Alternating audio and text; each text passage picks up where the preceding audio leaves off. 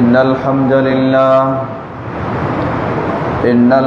لله نحمده ونستعينه ونستغفره ونعوذ بالله من شرور أنفسنا ومن سيئات أعمالنا ومن يهده الله فلا مضل له ومن يضلل فلا هادي له وأشهد أن لا إله إلا الله وحده لا شريك له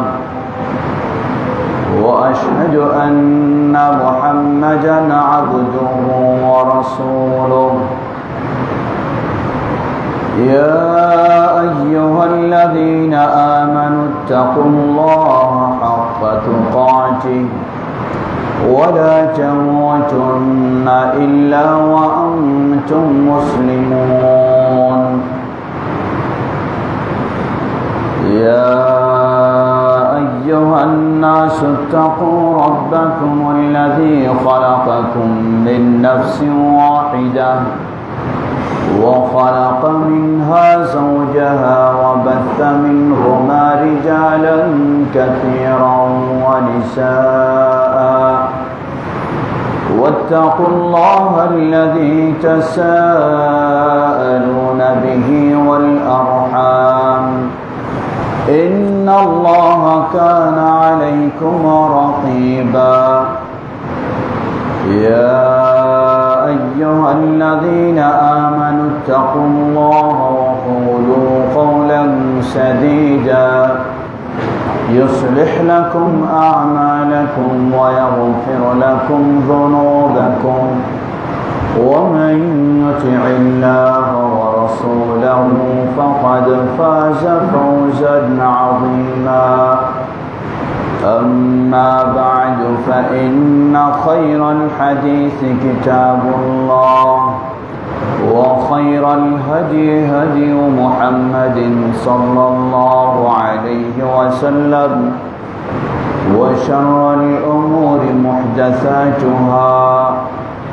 وكل محدثة بدعة وكل بدعة ضلالة وكل ضلالة في النار فأعوذ بالله من الشيطان الرجيم بسم الله الرحمن الرحيم إنما يعمر مساجد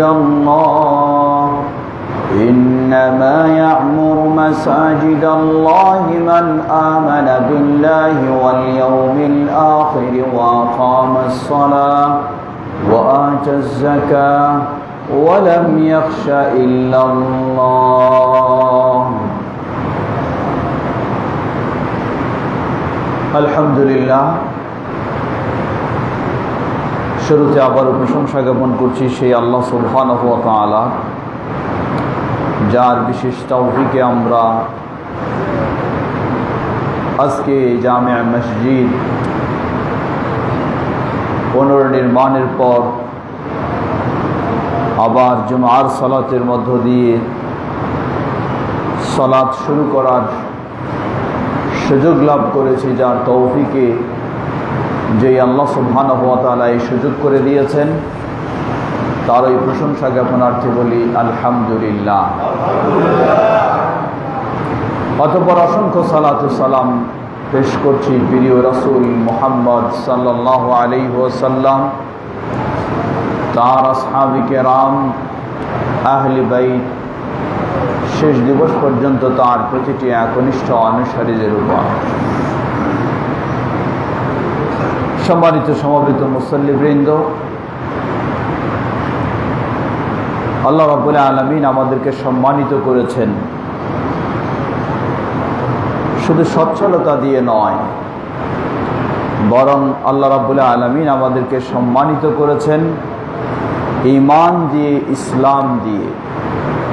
আমরা ইসলামের অনুসারী হওয়ার মাধ্যমেই সম্মানিত হয়েছি এবং মর্যাদাশীল হয়েছি। এজন্য আমিরুল মুমিনিন ওমর ইবনুল খাত্তাব রাদিয়াল্লাহু আনহু বলতেন, আ'আজ্জানাল্লাহু বিল ইসলাম, আল্লাহ আমাদেরকে মর্যাদাশীল করেছেন, সম্মানিত করেছেন ইসলামের মাধ্যমে। বহু মানুষ রয়েছে অর্থের হিসাব নেই, বহু মানুষ রয়েছে ডিগ্রির সীমা নেই, কিন্তু মুসলিম হয়ে যতটুকু আমরা সম্মান লাভ করি, মর্যাদা অনুভব করি, বহুগুণ সম্পদ থাকা সত্ত্বেও, ক্ষমতা থাকা সত্ত্বেও বা আরো কিছু থাকা সত্ত্বেও তারা সেই মর্যাদা ও সম্মান কখনো অনুভব করে না। মুসলিমদের সম্মান ও মর্যাদা হলো দুনিয়ার জীবনে, সম্মান ও মর্যাদা হলো আখিরাতের জীবনে। অমুসলিম যারা হয়তো অর্থের কারণে অথবা ক্ষমতার কারণে কিছু সম্মান দুনিয়ার জীবনে লাভ করতে পারে, কিন্তু আখিরাতের জীবনে তাদের জন্য সম্মান বলতে কোনো কিছুই থাকবে না, থাকবে শুধু লাঞ্ছনা, অপমান ও অপদস্থ এবং শাস্তি। পক্ষান্তরে যারা মুসলিম সঠিকভাবে ঈমান এনেছে, ইসলাম মেনে চলেছে, দুনিয়ার জীবনেও যেমনইভাবে তারা আত্মমর্যাদা বোধ অনুভব করবে, ঠিক তেমন আখিরাতেও তাদের জন্য রয়েছে সম্মান ও মর্যাদার আসন। আমরা যেন সেই সম্মান মর্যাদার প্রকৃত হকদার হতে পারি। আল্লাহ আমাদের সবাইকে সে তৌফিক দান করুন। সম্মানিত সমবেত মুসল্লিবৃন্দ, আজকে আমরা অত্যন্ত আনন্দের সাথে এই মসজিদে সালাত আদায় করছি। প্রায় এ মসজিদের বয়স খুব বেশি দিন নয়, হয়তো 10 থেকে 12 বছর এ মসজিদের বয়স। তো এই 10-12 বছর মসজিদ পরিচালিত হয়েছে। মসজিদের অবকাঠামো ছিল জীর্ণ শীর্ণ, প্রয়োজন ছিল নতুনভাবে পুনর্নির্মাণ করা। আল্লাহ রাব্বুল আলামিনের বিশেষ তৌফিকে, অতঃপর আমাদের বিশেষ ব্যক্তিদের মাধ্যমে আল্লাহ রাব্বুল আলামিন এই মসজিদের পুনর্নির্মাণকে সম্পন্ন করে দিয়েছেন। আলহামদুলিল্লাহ। নির্মাণ সম্পন্ন করে এখনো হয়তো কিছু বাইরের কাজ বাকি রয়েছে, সময় সাপেক্ষে সেগুলিও সম্পন্ন হবে ইনশাআল্লাহ।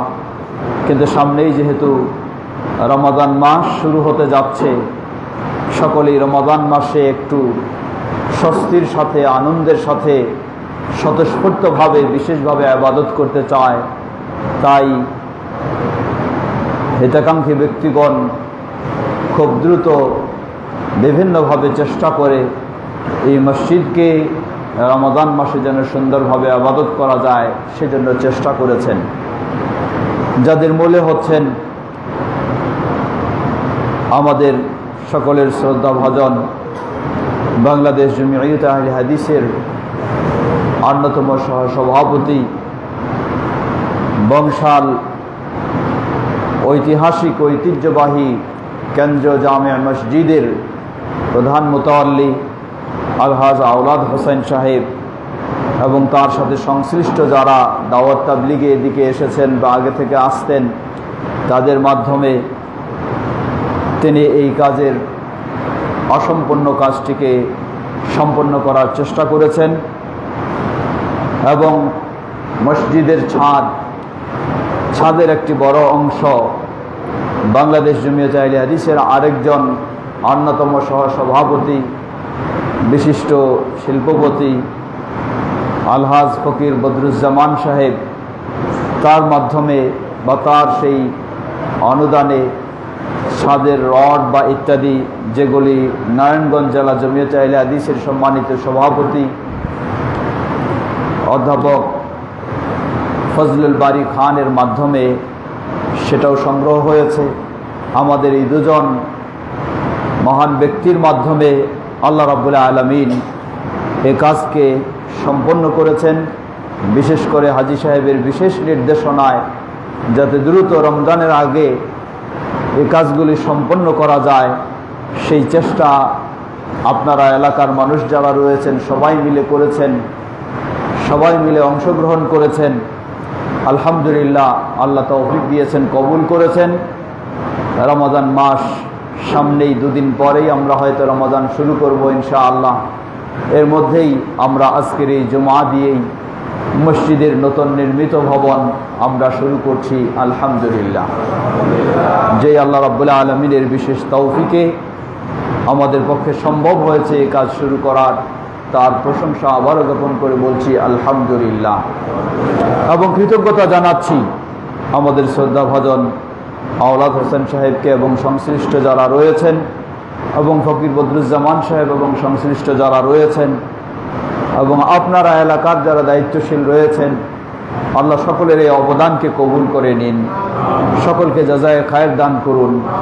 যে যেভাবে এই অবদান রেখেছেন এর বিনিময়ে আল্লাহ সবাইকে জান্নাতুল ফেরদাউসে অট্টালিকা আল্লাহ তৈরি করে দিন। সম্মানিত সমবেত মুসল্লিবৃন্দ,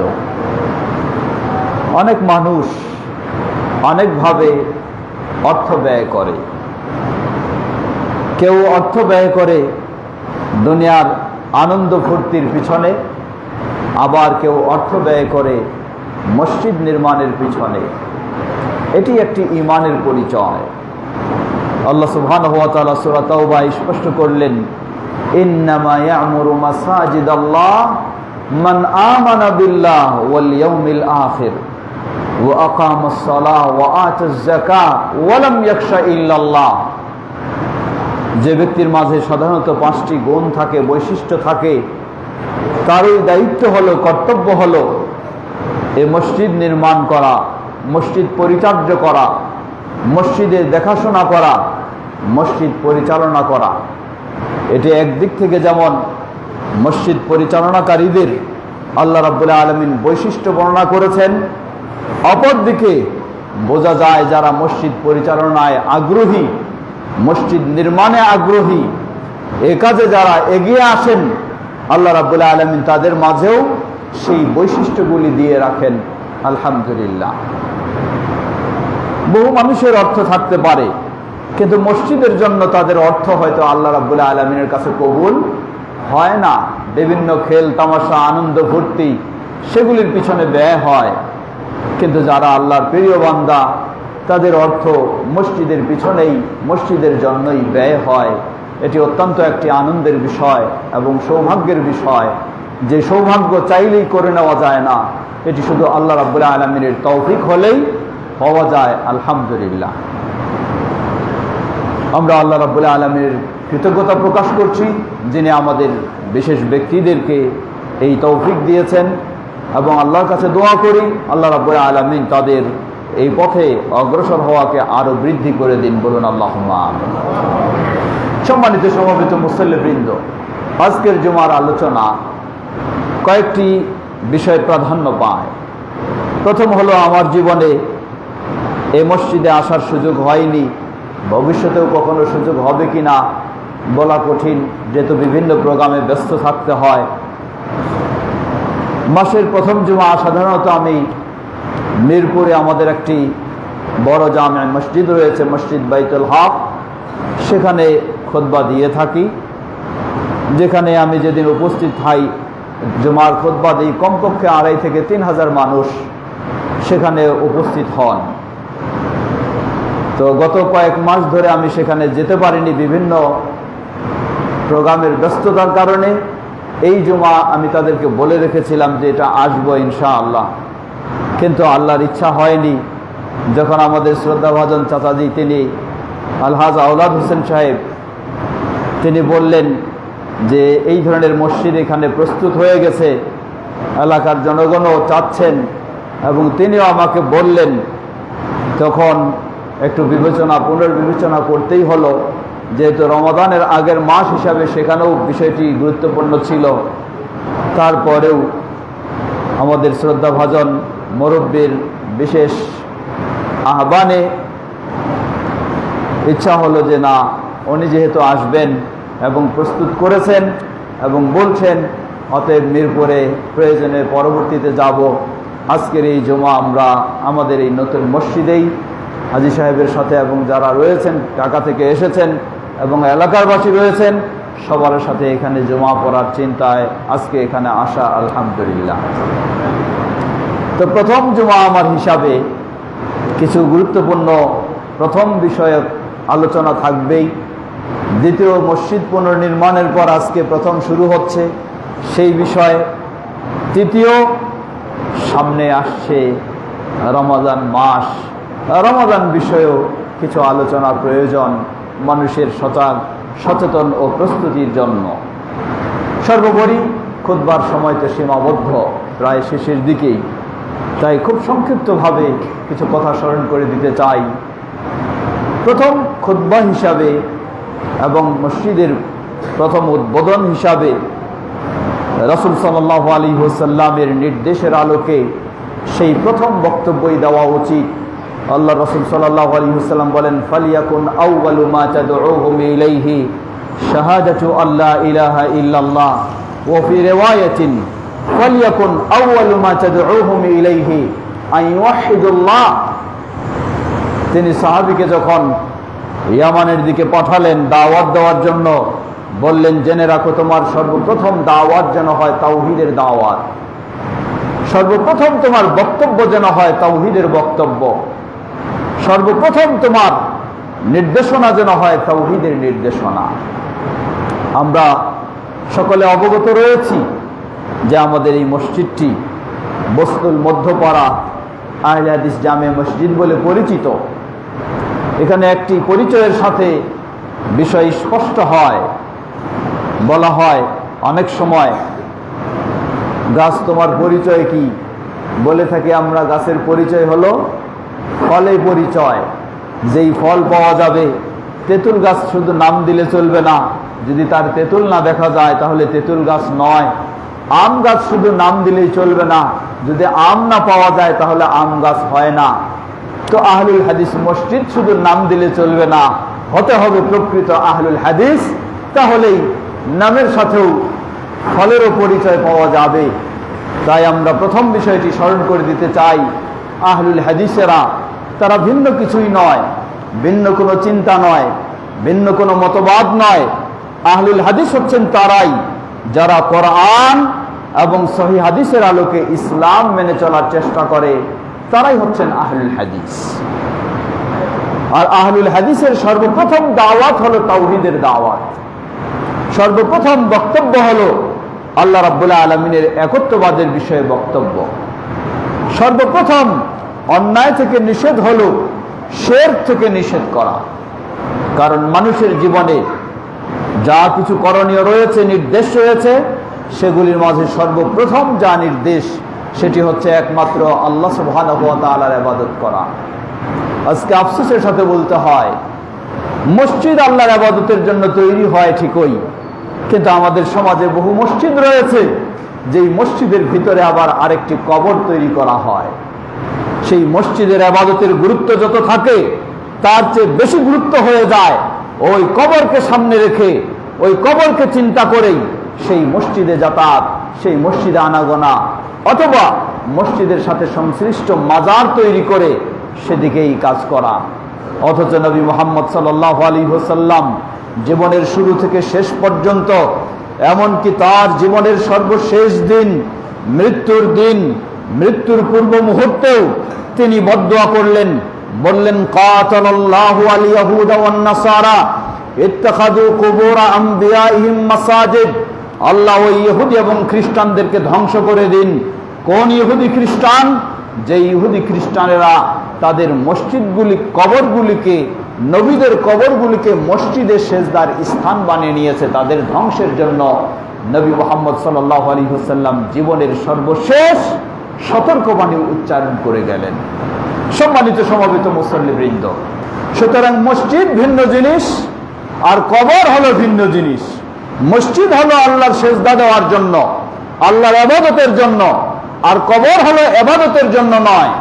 কবর কোনো সেজদার জায়গা নয়, সেজদার জায়গা হচ্ছে মসজিদ। সেজদার জায়গা হলো সেটা যেটা কবর মুক্ত। আজকে আহলুল হাদিসদের বৈশিষ্ট্য হলো এটাই। কিন্তু আফসোসের সাথে বলতে হয়, আহলুল হাদিস শুধু জন্মসূত্রে হওয়া যায় না, আহলুল হাদিস শুধু এলাকার সূত্রে হওয়া যায় না। আহলুল হাদিস হতে হয় কিছু কোরআন এবং হাদিসের জ্ঞান অর্জনের মাধ্যমে।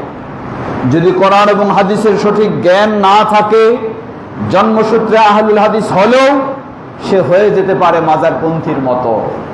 জন্মসূত্রে আহলুল হাদিস হলেও সে হয়ে যেতে পারে ফকির পূজারীর মতো, হয়ে যেতে পারে বিভিন্ন প্রচলিত ইসলামের নামে যে সমস্ত অপসংস্কৃতি কুসংস্কার রয়েছে সেগুলির মধ্যে লিপ্ত হয়ে থাকতে পারে। তাই আমাদেরকে মনে রাখতে হবে, আহলুল হাদিস শুধু প্রশংসা নেওয়ার জন্য পরিচয় নয়, আহলুল হাদিস শুধু নিজেদেরকে আনন্দিত করার জন্য পরিচয় নয়, আহলুল হাদিস হলো নিজের জন্য জান্নাতকে নিশ্চিত করে নেওয়ার একটি পরিচয়। আহলুল হাদিস হলো নবী মুহাম্মদ সাল্লাল্লাহু আলাইহি ওয়াসাল্লামের প্রকৃত অনুসারী হওয়ার একটি সৌভাগ্যের দিক। আলহামদুলিল্লাহ, আল্লাহ রাব্বুল আলামিন আমাদেরকে যেভাবেই হোক সেই আহলুল হাদিস হওয়ার সৌভাগ্য দান করেছেন, বলুন আলহামদুলিল্লাহ। সেই সাথে আমাদেরকে মনে রাখতে হবে, আমাদের এই মর্যাদা যেন আমরা অটুট রাখতে পারি, আমাদের সঠিক চেতনা যেন আমরা ঠিক রাখতে পারি, আমাদের দাওয়াত এবং চর্চা প্রচার প্রসার যেন আমরা ঠিক রাখতে পারি। তাহলে আমাদের সমাজের মানুষদেরকেও আমরা আমাদের সঠিক আকীদা ও আমলের উপর প্রতিষ্ঠিত রাখতে পারবো ইনশাআল্লাহ। আজকের এই সুন্দর মসজিদ, ভিতরে কত সুন্দর উন্নত টাইলস দিয়ে, নিচে বলেন উপরে বলেন সাইডে বলেন সব দিক দিয়ে ঝলঝল করছে। আসলে এই ঝলঝল করার কিন্তু কোনো মূল্য হবে না যদি এখানকার মুসল্লি ঝলঝল না করে। মুসল্লি যদি সুন্দর না হয়, মসজিদ সুন্দর হয়ে কোনো কাজে আসবে না।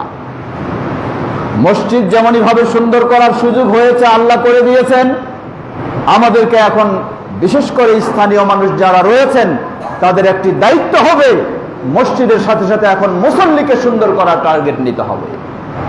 মুসল্লি কিভাবে বৃদ্ধি করা যায়, আশপাশের মানুষেরা বেনামাজি হয়ে যদি থাকে আর মসজিদ যদি আমরা সুন্দর করি তাহলে আমরা সফল হতে পারবো না। সফল তখন হতে পারবো মসজিদ যেমন সুন্দর হলো, আশপাশের মানুষদেরকেও যদি সুন্দর নামাজি বানাতে পারি, তাদেরকেও আমরা সুন্দর করে নিতে পারি, তাহলেই আমরা সত্যি সফল হব এবং সার্থক হব। তাই আমি সবাইকে আজকের এই প্রথম নতুন নির্মাণের পরে প্রথম খুতবায় সবাইকে অনুরোধ জানাবো, আমরা যেন সেই টার্গেট নিয়েই কাজ করার চেষ্টা করি। মসজিদের আশপাশে যত মানুষ রয়েছে তাদেরকে প্রথম বিষয় হলো তাদেরকে বানাতে হবে নামাজি। দ্বিতীয় বিষয়, শুধু নাম কাওয়াস্তে নামাজি হলে চলবে না। আল্লাহ রাসূল সাল্লাল্লাহু আলাইহি ওয়াসাল্লাম মসজিদে নববীতে বসে আছেন সাহাবীদের নিয়ে, হঠাৎ আরেকজন সাহাবী এসে সালাত আদায় করলেন। তিনিও সাহাবী, তিনি সালাত আদায় করে রাসূল সাল্লামকে সালাম দিলেন। সালামের রাসূল সাল্লাম জবাব দিয়ে বললেন, তুমি ফিরে যাও, তুমি আবার সালাত আদায় করো, কারণ তোমার সালাত হয়নি, তুমি সালাত আদায় করো নাই। বেচারা আবার গেলেন, সালাত আদায় করলেন। দ্বিতীয়বার এসে সালাম দিলেন, সালাম দিয়ে আবার রাসূল সাল্লাম বললেন, তুমি ফিরে যাও, তুমি সালাত আদায় করো, সালাত হয়নি তোমার, আদায় করনি। বললেন ফা ইন্নাকা লাম তুসাল্লি, বলেননি যে তোমার সালাত হয়নি, বললেন তুমি সালাতে আদায় করো নাই, যাও আবার আদায় করো। দ্বিতীয়বার তিনি সালাত আদায় করলেন, আবার সালাম দিলে আবার বললেন। তৃতীয়বার তিনি সালাত আদায় করলেন, আবার এসে সালাম দিলেন। তিনবারের পরেও আল্লাহ রাসূল সাল্লাল্লাহু আলাইহি ওয়াসাল্লাম বললেন, ইরজি ফাসাল্লি ফা ইন্নাকা লাম তুসাল্লি, তুমি ফিরে যাও, তুমি সালাত আদায় করো, কারণ তুমি সালাতে আদায় করো নাই। আল্লাহু আকবার। তিনবার, এরপরে বললেন ফিরে যাও, সালাত আদায় করো নাই। সাহাবী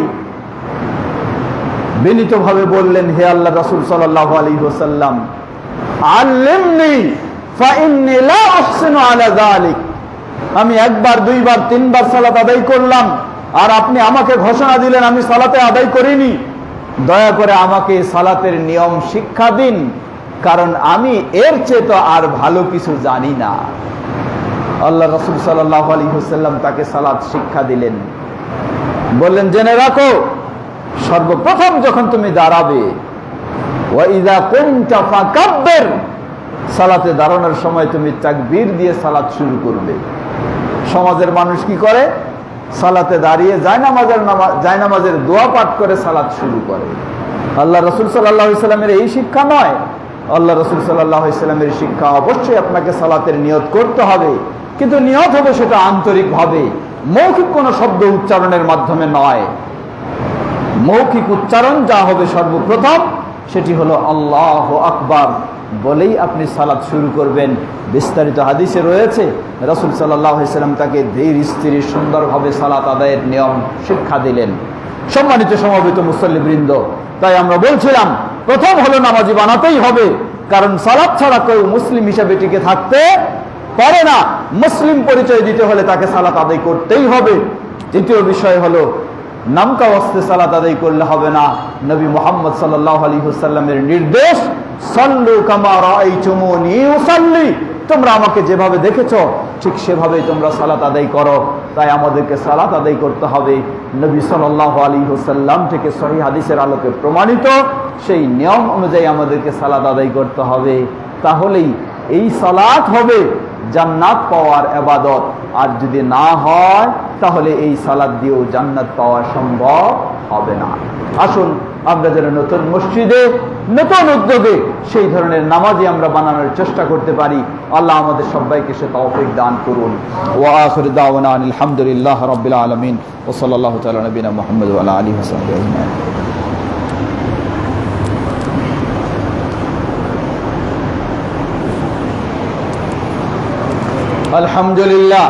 আলহামদুলিল্লাহ রাব্বিল আলামিন والصلاة والسلام على عبد الله ورسوله نبينا محمد وعلى آله وصحبه أجمعين أما بعد।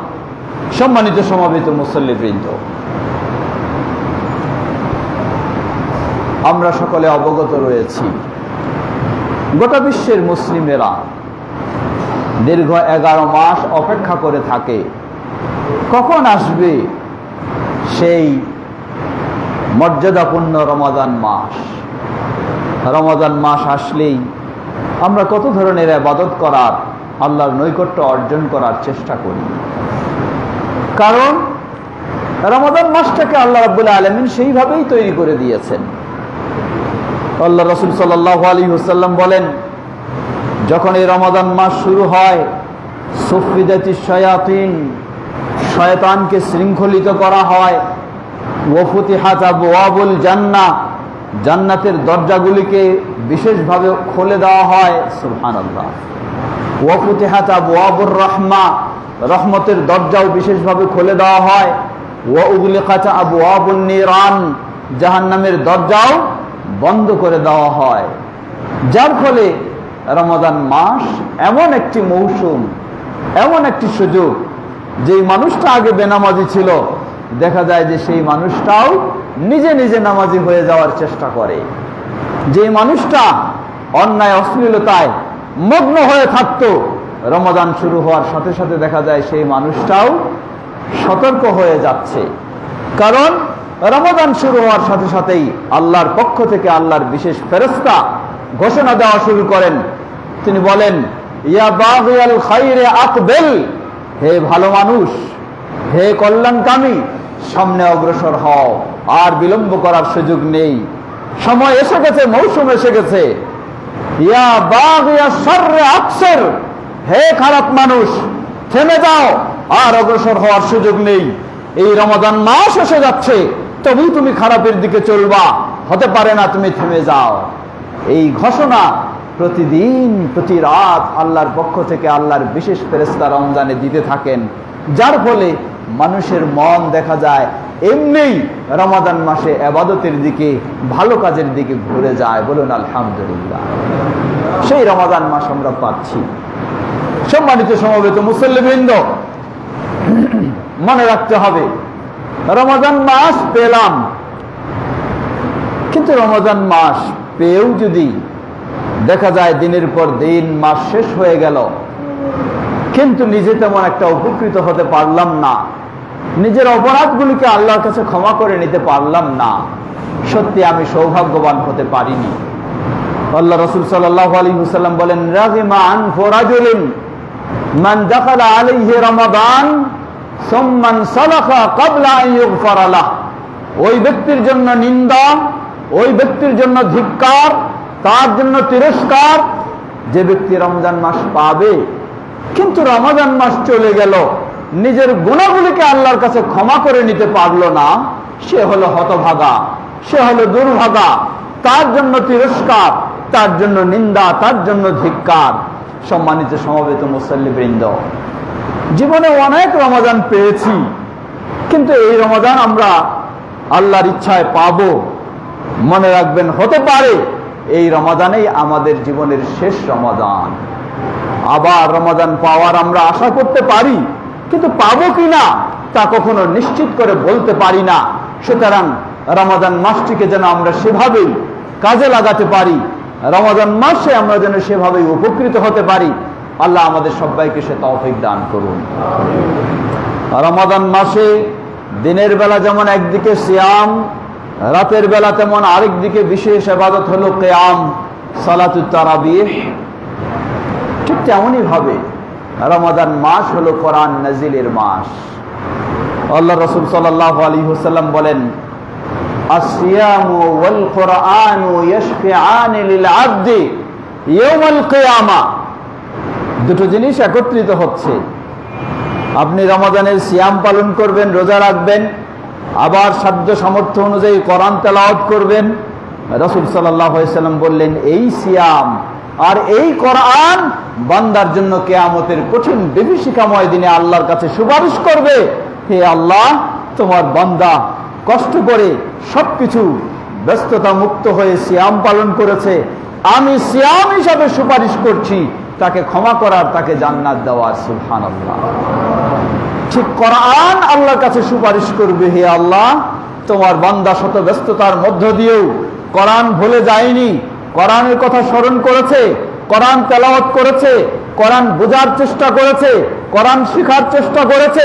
সুতরাং আমি কোরআন তার জন্য সুপারিশ করছি, তাকে যেন ক্ষমা করা হয়, তাকে যেন জান্নাত দান করা হয়। সুবহানাল্লাহ।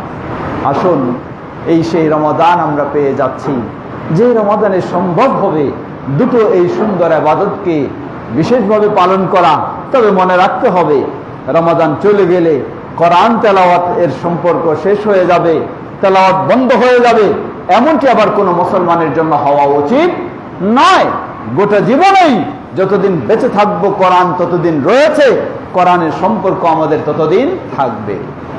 আবার মনে রাখতে হবে, কোরআন শুধু যথেষ্ট নয়, ইসলাম জানার জন্য, মানার জন্য কোরআনের সাথে রয়েছে রাসূল সাল্লাল্লাহু আলাইহি ওয়াসাল্লামের সহিহ হাদিস। আমাদের সমাজে আরেকটি ফিতনা, বিভ্রান্ত ছড়ানো হচ্ছে। তারা বলে থাকেন শুধু কোরআন দিয়ে ইসলাম মানতে হবে, হাদিস মানা যাবে না। এটি একটি চরম ভ্রান্তি এবং বিভ্রান্তিকর ফিতনা, যেটি মানুষকে পর্যায়ক্রমে দেখা যাবে ইসলাম থেকে বের করে নিয়ে যায়। তাই আমরা বলবো, রাসূল সাল্লাল্লাহু আলাইহি ওয়াসাল্লামের সেই 1400 বছর পূর্বেই তার বিদায় হজ্জের উপদেশ, তিনি বলেন, জেনে রাখো, তারাক্তু ফীকুম আমরাইন লাম তাদিল্লু মা তামাসসাকতুম বিহিমা কিতাবাল্লাহি ওয়া সুন্নতি। আমি রেখে যাচ্ছি তোমাদের মাঝে মাত্র দুটি জিনিস, যতক্ষণ পর্যন্ত তোমরা এই দুটিকে আঁকড়ে ধরবে কখনো পথভ্রষ্ট হবে না। একটি হলো আল্লাহর কিতাব আল কোরআনুল কারীম, অপরটি হলো নবী মুহাম্মদ সাল্লাল্লাহু আলাইহি ওয়াসাল্লামের সুন্নাহ বা হাদিস। অতএব আমাদের জীবনের সকল ক্ষেত্রে কোরআন এবং সুন্নাহ, কোরআন এবং সহিহ হাদিস দুটোকে আঁকড়ে ধরতে হবে এবং দুটোর মাধ্যমে আমাদের জীবনকে গড়ে তুলতে হবে। তাহলে আমরা সফল ও সৌভাগ্যবান হতে পারবো। আমরা যেন সে বিষয়টি মনে রাখি। আল্লাহ আমাদের সবাইকে সে তৌফিক দান করুন। সম্মানিত সমবেত মুসল্লিবৃন্দ, খুতবার সময় খুব দীর্ঘ করার সুযোগ নেই, অতএব সংক্ষিপ্তভাবে স্মরণ করে দিতে চাই, রমাদান মাস এমন একটি সুযোগ, এমন একটি মৌসুম যেখানে মানুষ এমনি মসজিদমুখী হয়, মানুষ এমনি খারাপ থেকে দূরে সরার চেষ্টা করে। সেই সুযোগটি যদি আমরা আরেকটু কাজে লাগাতে পারি, যেহেতু নতুন মসজিদ হিসাবেও মুসল্লি বাড়াতে হবে, আমরা যদি কিছু প্রশিক্ষণের মাধ্যমে, কিছু শিক্ষা দেওয়ার মাধ্যমে, কিছু দাওয়াতি কাজের মাধ্যমে এই রমাদান মাসটিকে আমরা বিশেষভাবে কাজে লাগাতে পারি, তাহলে আমরা আরো উপকৃত হব ইনশাআল্লাহ। মনে রাখবেন, ইসলাম শুধু নিজে নিজেই পালন করব এর নাম ইসলাম নয়, বরং ইসলাম হলো আমার নিজেকে করতে হবে, আরেকজন যে করে না তাকেও সুন্দরভাবে দাওয়াত আমাকে দিতে হবে, ভালো ভাষায়, ভালো কথায়, ভালো আচরণে তাকেও আমাকে জানাতে হবে। কিন্তু কোনোভাবে আবার চরমপন্থা, উগ্রপন্থা অবলম্বন করা যাবে না। ইসলামে চরমপন্থা ও উগ্রপন্থার কোনো সুযোগ নেই। ইসলাম হলো শান্তির দিন, ইসলাম হলো শান্তিপ্রিয় বিষয়। অতএব আমাদের সকলকে মনে রাখতে হবে, আমাকে নামাজি হতে হবে, আমার পরিবারের সদস্যদেরকে নামাজি বানাতে হবে। আমাকে নামাজি হতে হবে, আমার এলাকার মানুষদেরকে আমাকে নামাজি বানাতে হবে। আমাকে দিনের পথে চলতে হবে, আমার পরিবার ও প্রতিবেশীর মানুষদেরকেও দিনের পথে দাওয়াত দিতে হবে। আল্লাহ রাসূল সাল্লাল্লাহু আলাইহি ওয়াসাল্লাম বলেন, মান দাল্লা আলা খাইরিন ফালাহু মিথলু আজরি ফাইলিহি। কেউ যদি কাউকে ভালো কাজের দিকে পথ দেখায়, তাহলে এটি এমন একটি কাজ, তিনি শুধু ভালো কাজের দিকে পথ দেখাবেন, তার এই পথ দেখানোর কারণে যারা ভালো কাজে করবে, ভালো পথে চলবে, চলার কারণে যত সওয়াব পাবে, সবার সমান সওয়াব আল্লাহ রাব্বুল আলামিন যিনি ভালো কাজের দিকে পথ দেখালেন তাকে আল্লাহ দান করবেন। সুবহানাল্লাহ। বিষয়টা কি দাঁড়ায়? বিষয়টা দাঁড়ায়, দূরের বাদ দেন, আমার বাড়ির কথা চিন্তা করি। আমি হয়তো সালাত আদায় করি, আমার স্ত্রী ঠিকভাবে সালাত আদায় করে না, অথবা স্ত্রী আদায় করে, স্বামী ঠিকভাবে আদায় করে না, অথবা বাবা মা আদায় করে, ছেলেমেয়েরা ঠিকভাবে সালাত আদায় করে না। এটি তো হলো একটি নৈতিক দায়িত্ব। আল্লাহ রাব্বুল আলামিন বলেন, ইয়া আইয়ুহাল্লাযীনা আমানু কু আনফুসাকুম ওয়া আহলিকুম নারা। যারা ঈমান এনেছো, তোমরা নিজেরা এবং তোমাদের পরিবারের সদস্যদেরকে জাহান্নামের আগুন থেকে রক্ষা করো। এটি একটি নৈতিক এমনি দায়িত্ব। এরপরেও এই দায়িত্ব যখন আমি পালন করার চেষ্টা করব, আমার বলার মাধ্যমে, ব্যবস্থার মাধ্যমে যদি আমার ছেলে মেয়েরা সুন্দর নামাজি হয়ে যায়, ওই ছেলে মেয়েরা যতদিন সালাত আদায় করবে, ততদিন তাদের সালাতের সমান সওয়াব আল্লাহ রাব্বুল আলামিন আমাকে দান করবেন। সুবহানাল্লাহ। আমার চেষ্টার মাধ্যমে এলাকার মানুষ যদি আমি 10 জনকে নামাজি বানাতে পারি, আর 10 জনকে নামাজি বানানো কোনো কঠিন বিষয় নয়। একজন ব্যবসায়ী মানুষ অনেক কিছু টার্গেট নিয়ে থাকেন, একজন চাকরিজীবী অনেক কিছু টার্গেট নেন। সেই সাথে আপনি টার্গেট নিতে পারেন, বেশি নয়, মাসে যদি আপনি একটি মানুষকে বলে নামাজি বানাতে পারেন, মাসে একটা, খুব কঠিন কাজ নয়। যার সাথে উঠা বসা সবসময় চলাফেরা করছেন, একজনকে টার্গেট রাখবেন, মাসে একজনকে আপনি নামাজি বানাবেন। এই টার্গেট যদি আপনি বহাল রাখেন, দেখছেন বছর শেষ হয়ে গেছে, আপনি 12 জন মানুষকে নামাজি বানায় ফেলেছেন। 12 জন মানুষকে আপনি নামাজি বানালেন। অর্থ কি? অর্থ হলো এই, আপনি একাই সালাত আদায় করেন, এর সওয়াব আপনি পাবেন, কিন্তু যখন 12 জন মানুষের সমান আপনি কখনো সওয়াব পাবেন না। কিন্তু আপনার মাধ্যমে 12 জন মানুষ যখন নামাজি হলো, প্রতিদিন আপনি 12 জন মানুষ সালাত আদায় করলে যে সওয়াব হয়, সেই সওয়াব আল্লাহ আপনাকে একাকেই দান করবেন। সুবহানাল্লাহ। শুধু এটাই নয়, বরং ওই একটি বছর চেষ্টা করে আপনি 12 জনকে সালাত মুসল্লি বানালেন, নামাজি বানালেন। আপনি যতদিন বেঁচে আছেন সালাত আদায় করেন, এর সওয়াব আপনি পান। কিন্তু বেঁচে পৃথিবী থেকে চলে গেলেন, আপনার সালাত শেষ, সালাতের সওয়াব আর কোনোদিন আপনি পাবেন না। মারা গেলাম, যখন মারা গেলাম আমি। কিন্তু যতদিন ওই জীবদ্দশায় যেই 12 জনকে আমি বা 10 জনকে বা 15 জনকে বা 20 জনকে আমি নামাজি বানালাম, আমি পৃথিবী থেকে বিদায় নিয়ে চলে যাব, কিন্তু ওই 15-20 জন ব্যক্তি প্রতিদিন সালাত আদায় করবে। প্রতিদিন আমি কবরে বসে ওই 15-20 জনের সমান সালাতের সওয়াব আমি কবরে লাভ করতে থাকবো। সম্মানিত সমবেত মুসল্লিবৃন্দ, সুতরাং আখিরাতের সওয়াব বৃদ্ধির জন্য এই দাওয়াতি কাজের চেয়ে আর উত্তম পন্থা কোনোটাই নেই। আসুন এই রমজান মাস থেকেই আর আজকে এই প্রথম জুমা থেকেই আমরা একটা প্রতিজ্ঞা নেই, আমরা একটা প্রস্তুতি নেই, একটা কর্মসূচি আমরা হাতে নেই। অত্র এলাকার আশপাশে বলুন অথবা নিজেদের বাড়িতে বলুন, কাউকে আমরা বেনামাজি থাকার সুযোগ দেব না। যেভাবেই হোক, কাউকে যদি অনুরোধ করে হয়, কারো গায়ে পিঠে হাত বুলিয়ে হয়, অথবা ছোট হলে কাউকে ধমকায় হয়, আমরা সেভাবেই সালাত আদায় করানোর ব্যবস্থা যদি নেওয়ার মতো একটা কর্মসূচি হাতে নেই, আপনি 1 বছর পরে চিন্তা করে দেখবেন যে আলহামদুলিল্লাহ এই মহল্লার আশপাশে সবাই নামাজি হয়ে গেছে। আলহামদুলিল্লাহ। সমাজের মানুষেরা যখন নামাজি হয়ে যাবে, সেখানে পাবেন না নেশাগ্রস্ত হওয়ার চিন্তা কারো থাকবে না। সবাই যদি নামাজি হয়ে যায়, বিশেষ করে যুবকেরা যদি নামাজি হয়ে যায়, পাবেন না সেখানে যুবকেরা খুন খারাপি, অপকর্ম বা অন্যায় জড়িয়ে যাচ্ছে। সব দিক থেকে দেখবেন যে সমাজের চিত্রটাই পরিবর্তন হয়ে যাবে ইনশাআল্লাহ। আসুন, সুন্দর রমাদান মাস আসছে, সুন্দর মসজিদও হলো, আমরা যেন সবাই এই সুন্দর কর্মসূচি হাতে নিতে পারি, তাহলে আমাদের সমাজও সুন্দর হবে। আর সব সমাজও যদি সুন্দর করে নিতে পারি, অটোমেটিক আমাদের দেশও সুন্দর হয়ে যাবে, দুনিয়ার জীবনও সুন্দর হয়ে যাবে, আখিরাতের জীবনও সুন্দর হয়ে যাবে। আমরা যেন সেই পথে অগ্রসর হতে পারি। আল্লাহ আমাদের সবাইকে সে তৌফিক দান করুন। পরিশেষে আবারও স্মরণ করে দিতে চাই, বাংলাদেশ জমিয়তে আহলে হাদিস সর্বত্রই এভাবে দাওয়াতি কাজে এগিয়ে চলছে। বাংলাদেশ জমিয়তে আহলে হাদিসের বিশিষ্ট ব্যক্তিগণ, সেই অন্যতম সহসভাপতি আলহাজ আওলাদ হোসেন সাহেব এবং সেই ফকির বদরুজ্জামান সাহেব এবং বিশেষ করে বংশালবাসী, আজকে যে বড় টিম এখানে উপস্থিত হয়েছেন, সবার নাম নিয়ে কথা বলার সুযোগ নেই। এবং এইদিকে আবার যেহেতু এই অঞ্চলটি হচ্ছে সোনারগাঁও হলো নারায়ণগঞ্জ জেলার অন্তর্ভুক্ত, নারায়ণগঞ্জ জেলা জমিয়তে আহলে হাদিসের দায়িত্বশীলগণও এখানে আসেন। বিশেষ করে নারায়ণগঞ্জ জেলার সব্বানের সভাপতি আলিমুল্লাহ উনিও আছেন এবং আরও দায়িত্বশীলরা রয়েছেন। তাদেরকেও আমি বলবো আপনাদেরও আরও বেশি কর্মসূচি এই অঞ্চলে নিতে হবে, কারণ আমি শুনেছি এখানে প্রায় আশপাশে মিলে 25টার মতো বা কম বেশি মসজিদ রয়েছে, কিন্তু সব মসজিদগুলির অবস্থাই তুলনামূলক খুব একটা ভালো না।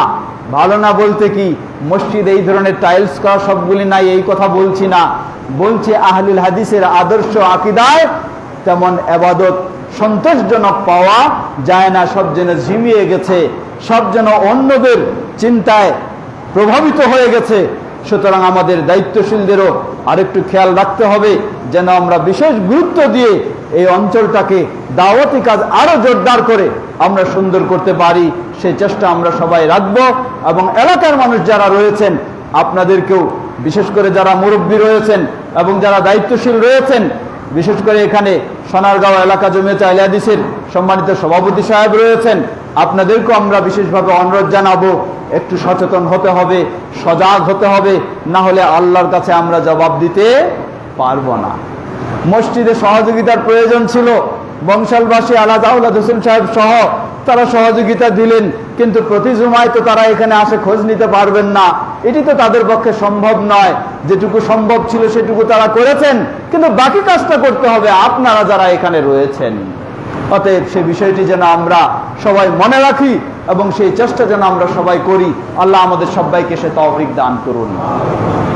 বিশেষ করে এখন মসজিদ দেখা যায় ভেতর অংশটা মাশাআল্লাহ ভরপুর, যেমনই ভাবে বয়োজ্যেষ্ঠ মানুষেরা রয়েছেন ঠিক তেমনই ভাবে যুবক ছেলেরাও রয়েছে।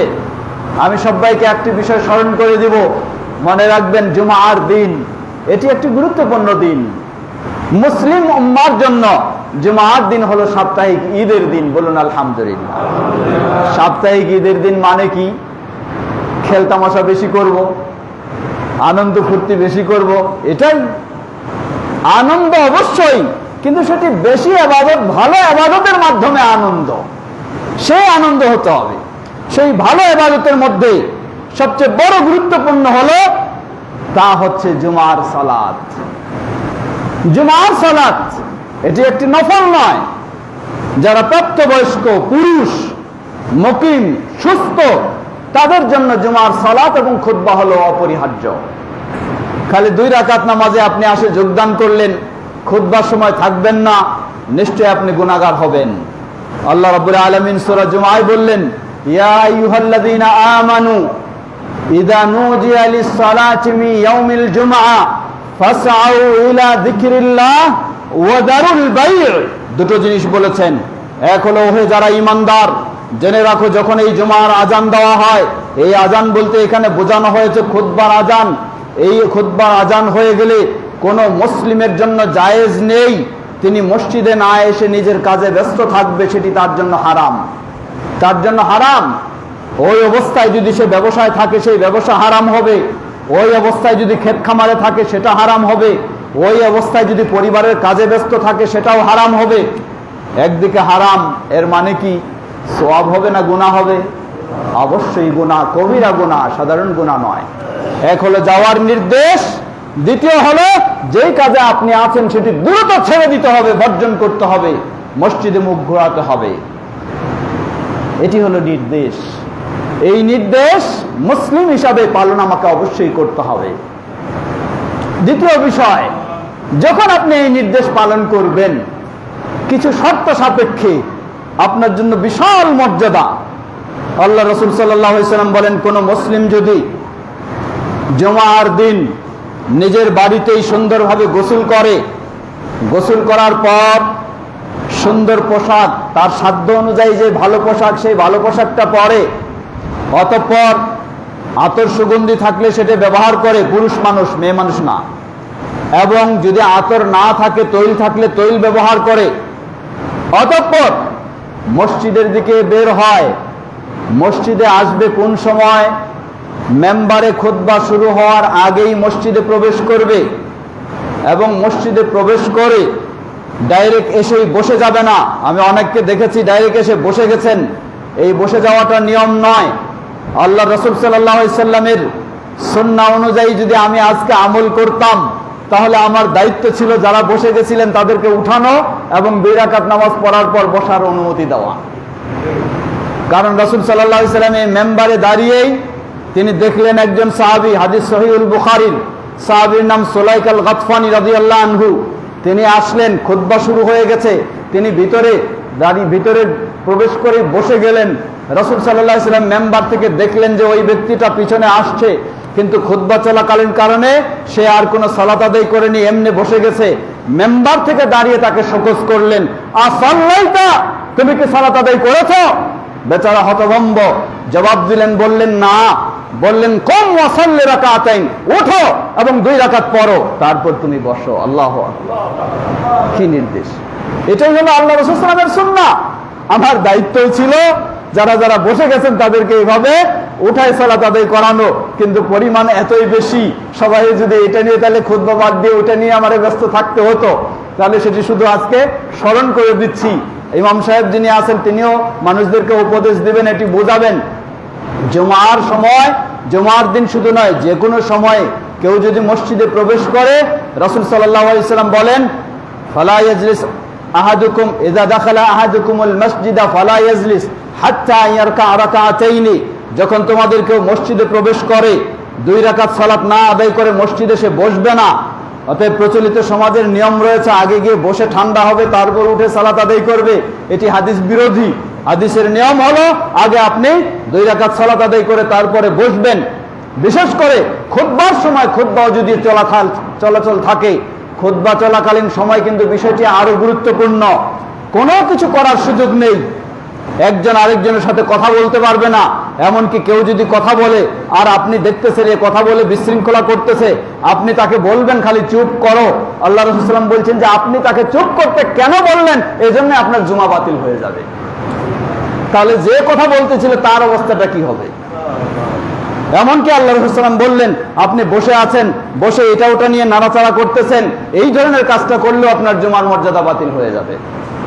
একেবারে রোবট যেমন নীরব হয়ে, নিস্তব্ধ হয়ে চুপচাপ থাকতে হবে আর শুনতে হবে খুতবায় কি বলা হচ্ছে।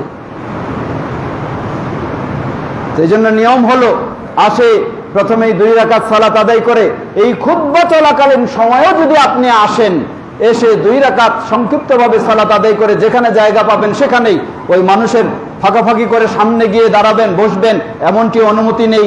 যদি এমনটি কেউ করে থাকে তাহলে তারও জুমার মর্যাদা বাতিল হয়ে যাবে। এটি আমার কথা নয়, রাসূল সাল্লাল্লাহু আলাইহি ওয়াসাল্লামের কথা। যে যেখানে জায়গা পাবে সেখানেই 2 রাকাত সংক্ষিপ্ত দুখুলুল মসজিদ পরে বসে যাবে। খুতবা চলাকালীন হলো যে হাদিস বলছিলাম, হাদিস হচ্ছে কোনো ব্যক্তি যদি সেই নিজের বাড়িতে এই ধরনের পবিত্র ও প্রস্তুত নিয়ে মসজিদে আসবে, খুতবার শুরুর পূর্বে সে আসবে, এসে 2 রাকাত সালাত আদায় করে বসবে, অতঃপর খুতবা শুরু হলে মনোযোগ সহকারে খুতবা শুনবে এবং ইমামের সাথে 2 রাকাত জুমার সালাত আদায় করবে। রাসূল সাল্লাল্লাহু আলাইহি ওয়াসাল্লাম বললেন এর কতগুলি মর্যাদা একাধিক হাদিসের আলোকে। প্রথম হলো আপনি যে গত জুমা পড়েছেন আবার এই জুমা পড়লেন, বা এই জুমা পড়েছেন এভাবে আবার সামনের জুমা পড়বেন, রাসূল সাল্লাল্লাহু আলাইহি ওয়াসাল্লাম বললেন এই জুমা থেকে ওই জুমা পর্যন্ত 1 সপ্তাহ ব্যাপী যত সগীরা গুনাহ হবে সেগুলি অটোমেটিক ভাবে আল্লাহ ক্ষমা করে দেবেন। দ্বিতীয় মর্যাদার বিষয়, আপনি বাড়ি থেকে ওযু করে যখন বের হয়েছেন, আমরা অনেকেই কই যাই মসজিদে গিয়ে ওযু করি। মসজিদে গিয়ে ওযু করা জায়েজ না এটা নয়, জায়েজ আছে, করতে পারেন, কিন্তু উত্তম হচ্ছে বাড়িতেই আপনি ওযু করে বের হলে আপনার সবটা কি হবে, বাড়িতেই পবিত্র হয়ে সুন্দর পোশাক পরে ওযু করে যদি বের হন, তাহলে প্রতি কদম বাড়ি থেকে আস্তে আস্তে যত পা ফেলবেন প্রতি কদমের বিনিময়ে একটি করে সওয়াব দান করা হবে, প্রতি কদমের বিনিময়ে একটি করে গুনাহ মাফ করে দেওয়া হবে, প্রতি কদমের বিনিময়ে একটি করে মর্যাদা বৃদ্ধি করে দেওয়া হবে। সুবহানাল্লাহ। এটা হলো যদি বাড়ি থেকে ওযু করে আসেন। এখানে যদি আসে ওযু করে মসজিদে ঢুকেন তাহলে যত কদম আসছেন সেই মর্যাদা পাবেন না। এখন লক্ষ্য করবেন কোনটা কাজ। এইভাবে এগুলি হলো এক মর্যাদা। দ্বিতীয়, আরো আল্লাহ রাসূল সাল্লাল্লাহু আলাইহি ওয়াসাল্লাম যেভাবে বলেছেন অন্য আরেক হাদিসে, যে ব্যক্তি এই ধরনের প্রস্তুতি নিয়ে খুতবা শুরু হওয়ার আগেই মসজিদে এসে 2 রাকাত সালাত পড়ে বসবে আর বসার পরে মনোযোগ সহকারে খুতবা শুনবে, কোন রকমের অনর্থক কাজ করবে না, কোন রকমের কথা বলবে না এবং কোন রকমের নিষিদ্ধ কাজে জড়িয়ে যাবে না, তাহলে ওই ব্যক্তি বাড়ি থেকে বের হয়ে যে প্রতিটি কদম ফেলেছে, এক কদমে 1 বছরের নফল সালাতের সওয়াব তাকে দান করা হবে। এক কদমে 1 বছরের নফল সিয়ামের সওয়াব তাকে দেওয়া হবে। সুবহানাল্লাহ, হাদিস সহিহ এটাও। সুবহানাল্লাহ। সবগুলি হলো কখন? এই মেম্বারে ইমাম দাঁড়ানোর আগে যদি আপনি আসতে পারেন, কিন্তু মেম্বারে ইমাম দাঁড়ানোর আগে যদি আপনি না আসেন, আপনার জন্য সবগুলি বন্ধ, কোনোটি আপনি পাবেন না। এক হলো পাবেন না, দ্বিতীয় যত বিলম্ব করবেন তত আপনি কবিরা গুনাহে লিপ্ত হয়ে আছেন। আপনি কবিরা গুনার সাগরে ডুবতেছেন, আজান হয়েছে তবু আপনি মসজিদের দিকে বের হচ্ছেন না, কবিরা গুনার সাগরে আপনি হাবুডুবু খাচ্ছেন। তাই যত থাকবেন তত আপনি গুনাহগার হবেন। সুতরাং প্রিয় ভাইরা আমার, মসজিদ এখন ভরে গেছে, কিন্তু যখন খুতবা শুরু হয় ভরে নাই। আজকে নতুন মসজিদ হিসাবে আরো বেশি ভরার কথা ছিল, বাইরের মানুষেরাই এসে দাঁড়িয়েছেন, কিন্তু আপনারা যারা এলাকার তারা আসেননি। অনেকে হয়তো বলতে পারেন আমরা সাধারণ মানুষ, অনেক ব্যস্ত মানুষ, ক্ষেত খামারে কাজ করতে হয়, অনেক কষ্ট করতে হয়, আমাদের তো এত সময় নাই। আসলে মানুষ চেষ্টা করলে পারে, চেষ্টা করলে পারে। আল্লাহ রাব্বুল আলামিন আপনাকে কি নিয়ামত দিয়েছেন একটু ভাববেন। আল্লাহ যদি আপনাকে সুস্থ না রাখতেন আপনি কারো ক্ষেত খামারে কাজ করতে পারতেন না। আল্লাহ যদি সুস্থ না রাখতেন আপনি রিক্সা ভ্যান নিয়ে বের হতে পারতেন না। আল্লাহ যদি আপনাকে সুস্থ না রাখতেন আপনার দোকানে বসে থাকতে পারতেন না। আল্লাহ যদি সুস্থ না রাখতেন আপনার পরিবারের জন্য আপনি ব্যস্ত হতে পারতেন না, বিছানায় আপনি পড়ে থাকতেন। তাহলে আল্লাহর শুকরিয়া আদায় করুন যে আল্লাহ আপনাকে সুস্থ করার মাধ্যমে আপনি কাজে গেছেন, যে আল্লাহ সুস্থ করার মাধ্যমে ব্যবসায় আছেন, দোকানে আছেন, হাট বাজারে আছেন। তাহলে সেই আল্লাহর জন্য কি আপনি সময়টুকু বের করতে পারবেন না? অবশ্যই পারবো। তাই অনুরোধ জানাবো সবাইকে, আমরা যেন জুমার দিনটির গুরুত্ব দেই, জুমা সেভাবে আদায় করার চেষ্টা করি এবং 5 ওয়াক্ত সালাতও যেন ঠিকভাবে আদায় করার চেষ্টা করি। আল্লাহ আমাদের সবাইকে সে তৌফিক দান করুন। কথা দীর্ঘ না করে এখানে শেষ করতে চাই। এতক্ষণ যাবত যে বিষয়গুলি আমরা শুনেছি, আল্লাহ আমাদেরকে সেগুলি আমাদের জীবনে কাজে লাগার তৌফিক দান করুন। ইবাদাল্লাহ রাহিমাকুমুল্লাহ, আল্লাহুম্মা সাল্লি আলা মুহাম্মদ ওয়া আলা আলি মুহাম্মদ কামা সাল্লাইতা আলা ইব্রাহিম ওয়া আলা আলি ইব্রাহিম ইন্নাকা হামিদুম মাজিদ। আল্লাহুম্মা বারিক আলা মুহাম্মদ ওয়া আলা আলি মুহাম্মদ কামা বারাকতা আলা ইব্রাহিম ওয়া আলা আলি ইব্রাহিম ইন্নাকা হামিদুম মাজিদ। اللهم ارض عن الخلفاء الراشدين وعن سائر أصحاب نبيك الكريم. اللهم أعز الإسلام والمسلمين واخذل الكفرة والمشركين. اللهم أعز الإسلام والمسلمين واخذل الكفرة والمشركين ودمر ديارهم. يا الله আমাদের দেশ ও পৃথিবীর সর্বত্র ইসলাম ও মুসলিমদেরকে সমুন্নত করুন। পৃথিবীর সর্বত্র মুসলিমদেরকে কোরআন এবং সুন্নাহর আলোকে ইসলামের দিকে ফিরে আসার তৌফিক দান করুন। আমাদের দেশেও সর্বস্তরের মানুষকে ইসলামের পথে আল্লাহ হেদায়েত দান করুন। সকলকে ইসলামের পথে আল্লাহ চলার তৌফিক দান করুন। যারা আমাদের মাঝে উপস্থিত অনুপস্থিত অনেকে অসুস্থ রয়েছেন, আল্লাহ সকল অসুস্থদেরকে পরিপূর্ণ সুস্থতা দান করুন। যারা বিপদগ্রস্ত রয়েছেন আল্লাহ তাদেরকে বিপদ থেকে মুক্তি দান করুন। যারা আমাদের প্রিয়জন বিদায় নিয়ে চলে গেছেন আল্লাহ সেই মুসলিমদের ভুল ত্রুটি ক্ষমা করে তাদেরকে জান্নাতুল ফেরদাউস নসিব করুন। আর আমরা যারা বেঁচে রয়েছি গোটা জীবন যেন ঈমানের উপরে থাকতে পারি, ঈমানের সাথে আমাদের বিদায় হয়, আল্লাহ আমাদের জন্য সেটি কবুল করে নিন। আমাদের এই সুন্দর মসজিদে যারা অবদান রেখেছেন, আমাদের সম্মানিত আলহাজ আওলাদ হোসেন সাহেব সহ আরো যারা রয়েছেন এবং ফকির বদরুজ্জামান সাহেব সহ এবং স্থানীয় আলা যারা, আল্লাহ সকলের এই অবদানকে কবুল করে নিন। এই অবদানের বিনিময়ে আল্লাহ জান্নাতুল ফেরদাউসে অট্টালিকা আমাদেরকে দান করুন। আমরা আজকে নতুন মসজিদ যেভাবে উদ্বোধন করছি, আমরা যেন সুন্দরভাবে মুসল্লিদেরও সংখ্যা বৃদ্ধি করতে পারি, প্রকৃত নামাজি হতে পারি, দিনদার হতে পারি। আল্লাহ আমাদের সবাইকে সে তৌফিক দান করুন। আমাদের স্নেহের সন্তানদেরকেও ইসলামের আলোকে গড়ে তুলতে পারি, আল্লাহ আমাদের সবাইকে সে তৌফিক দান করুন। পরস্পরে যেন আমরা ভালো কাজে একে অপরকে উদ্বুদ্ধ করতে পারি, দাওয়াত দিতে পারি এবং খারাপ থেকে বিরত থাকতে পারি ও রাখতে পারি, আল্লাহ আমাদের সবাইকে সে তৌফিক দান করুন। সুবহানাকা আল্লাহুম্মা ওয়া বিহামদিকা আশহাদু আল্লা ইলাহা ইল্লা আনতা আস্তাগফিরুকা ওয়া